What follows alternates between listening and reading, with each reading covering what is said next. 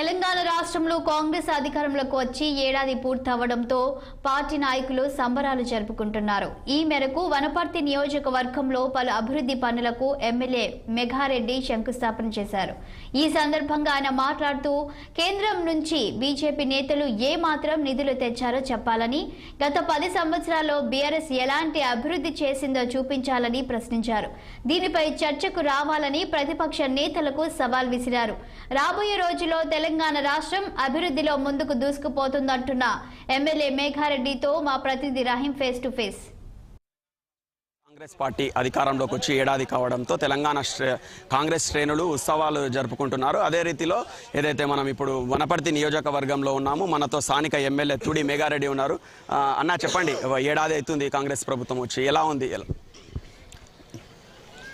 తెలంగాణ రాష్ట్రంలో పోయిన సంవత్సరం నవంబర్ 30 రోజు తెలంగాణ రాష్ట్ర ప్రజలందరూ, వనపర్తి నియోజకవర్గంతో పాటు తెలంగాణ రాష్ట్ర ప్రజలందరూ దాదాపు అప్పుడున్న నిరంకుశ అప్పుడున్న దొరల పాలనను అంతమొందించాలని ఇందిరమ్మ రాజ్యం కోరుకొని తెలంగాణ రాష్ట్రంలో 92 లక్షల ఓట్లు కాంగ్రెస్ పార్టీకి ఓట్లేసి కాంగ్రెస్ పార్టీని ఇందిరమ్మ రాజ్యాన్ని మమ్మల్ని అందరినీ ఆశీర్వదిస్తే మేమందరం 65 మంది ఎమ్మెల్యేలు పోయి గౌరవ ముఖ్యమంత్రి రేవంత్ రెడ్డి గారిని ఎన్నుకున్న తర్వాత ఆల్మోస్ట్ సంవత్సరం కావస్తుంది.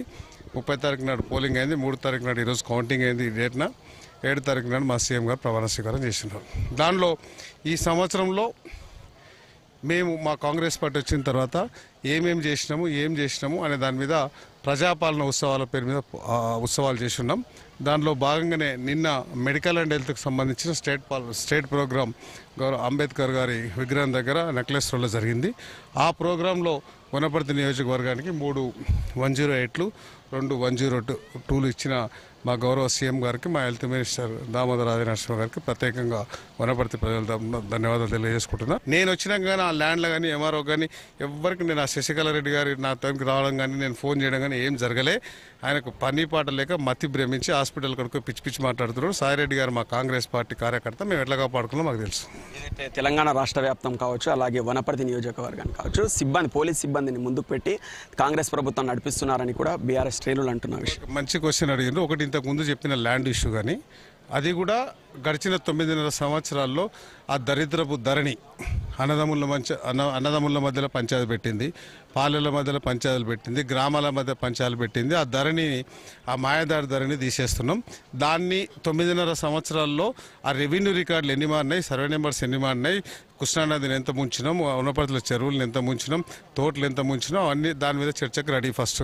లేకపోతే పోలీసు 9.5 ఏళ్ళు వాళ్ళ అధికారులు ఉన్నారు. సో ఏ సంవత్సరం తీసుకుంటాడో నిరంజన్ రెడ్డి గారు చెప్పమనండి. మేము ఈ సంవత్సరమే ఆల్మోస్ట్ నేను గెలిచినాక ఎక్కడన్నా పోలీస్ స్టేషన్లో నేను కేసులు పెట్టించినా, అంతకుముందు ఆయన ఎన్ని పెట్టించిండు. దమ్ము ధైర్యం ఉంటే రాజీవ్ చౌకరావు నేను చర్చకు రెడీ ఉన్నాను. ఇంకా 4 ఏళ్ల పాలన ఉంది కాంగ్రెస్, ఎలా ఉండబోతుంది? రాబోయే స్థానిక ఎన్నికలు ఉన్నాయి, ఎలా ఉండబోతుంది? రాబోయే 4 రోజుల్లో కాంగ్రెస్ పార్టీ ఇందిరమ్మ రాజ్యం అధికారంకి వచ్చింది కాబట్టి చాలా సస్యశ్యామలంగా ఉంటుంది, అన్నీ బాగుంటాయి. అట్లా ఉంటుంది కాబట్టే ఈ కాంగ్రెస్ పార్టీ రేవంత్ రెడ్డి గారి ఆధ్వర్యంలో మేమంతా ఆ మంచి పని చేస్తున్నామని కడుపు మంటతో జీర్ణించుకోలేకనే వాళ్ళు రోడ్ల మీద పడి పిచ్చి కుక్కల్లా కరుస్తున్నారు. అది వాళ్ళ విజ్ఞతకే వదిలిపెడుతున్నాం. మేము చాలా బాగా పనిచేసుకుంటాం. లోకల్ బాడీలో వాళ్ళకు బీఆర్ఎస్ పార్టీ భూస్థాపితం అవుతుంది, కాంగ్రెస్ పార్టీ మొత్తం 99% మేమే గెలుస్తాం.